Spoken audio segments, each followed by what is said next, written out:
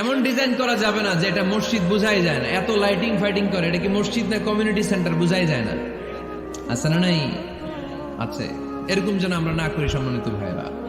বিশেষ করে মসজিদের সামনের দেয়ালে, কোন দেয়ালে? সামনের দেয়ালটা কেবলার দিকে যেই দেয়াল, এই দেয়ালটা হতে হবে ফ্রেশ, যাতে করে মানুষের দৃষ্টি আকর্ষণ না করে। প্রায় মসজিদের দেয়ালের মাঝখানে দেখবেন আপনি ক্যালেন্ডার ঝুলায় রাখে, আছে না নাই? মৌলভীবাজার কি অবস্থা? খিতা খবর আছে? তো এই যে ক্যালেন্ডার ঝুলায় রাখে, ওইখানে দেখবেন বিভিন্ন মসজিদের ছবি, এতিমখানার ছবি, মানুষের ছবি। তো মানুষ নামাজও পড়ে, আবার ওগুলোও তাকায়, আছে না নাই? প্রথম কাতারে পরে ওইখানে কি লেখা, এগুলো পরে, তার ডিস্টার্ব হচ্ছে না?